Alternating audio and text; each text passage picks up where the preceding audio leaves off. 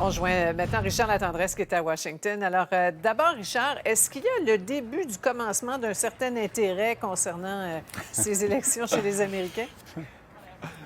Sophie, pas vraiment. Non, Et en hein? réalité, si j'étais totalement honnête, pas du tout. Pas du Parce tout. que, à part les journalistes politiques, les gens sont pris dans l'actualité américaine qui foisonne déjà de sujets controversés. À la Maison-Blanche, aujourd'hui, on était obnubilés avec le sujet de l'immigration illégale.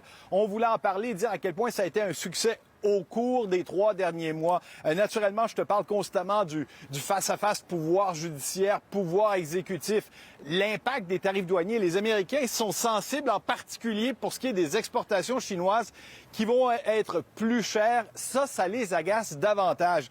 Je vais être bien honnête avec toi, Sophie, j'ai beaucoup plus entendu parler aujourd'hui de la visite à la Maison-Blanche des Eagles de Philadelphie, là, les gagnants du dernier Super Bowl, que des élections canadiennes. Les Américains restent centrés fondamentalement sur eux-mêmes. Ouais. Revenons au président qui s'est placé au cœur de la campagne électorale ici. Là, il s'est montré relativement discret au cours des dernières semaines. Et là, soudainement, cette nouvelle offensive un peu délirante, hein, disons-le, sur son réseau social ce matin, qu'est-ce qu'il y a à comprendre, Richard?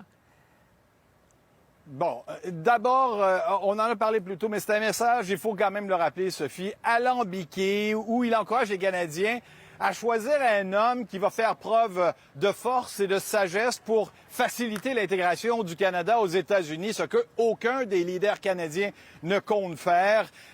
Sophie, c'est à n'y rien comprendre, mais si je devais y comprendre quoi que ce soit, ce que j'extrapole de ce commentaire-là, fondamentalement, dans un premier temps, à part de la provocation pure et simple, le simple fait de vouloir faire davantage parler de lui que de tout autre sujet, même au Canada, si on met ça de côté, parce que c'est sûr que c'est à la racine de ce qu'il fait, je pense qu'il s'est rendu compte, il s'est aperçu lui-même que tout ce discours-là sur l'annexion du Canada, en faire un 51e État, ça reste du délire. Mais quelque part, le nationalisme canadien, le type de conversation qu'il semble avoir eu avec Mark Carney lorsque le premier ministre canadien, le candidat libéral, a eu avec lui le 28 mars, il s'est aperçu que le nationalisme canadien allait peut-être permettre de faire ce genre de compromis qu'il souhaite, un nouvel accord de libre-échange nord-américain qui va l'avantager. Je vois pas d'autres raisons, et j'en ai parlé avec des collègues, personne ne comprend véritablement pourquoi il s'investit de cette façon-là dans la campagne canadienne. Ouais.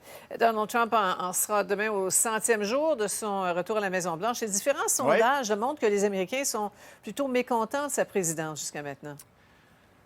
Très mécontent même, Sophie. Il y a une série de sondages au cours des derniers jours.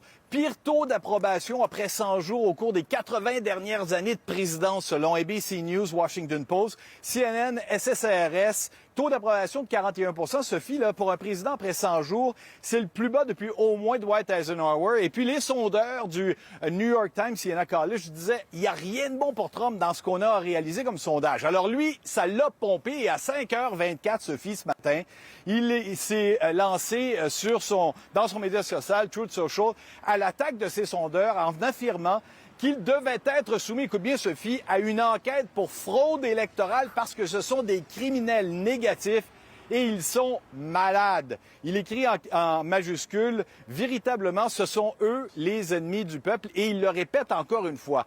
Ça, c'était à 5h24 ce matin. Il n'en démordait pas. Et malheureusement pour lui, c'est ce que confirment les sondages les uns après les autres. En déstabilisant beaucoup l'économie, il n'a rien fait pour donner aux Américains le sentiment que les choses vont s'améliorer à court terme. Au contraire, et ça se confirme dans ces sondages. Merci beaucoup, Richard. À demain.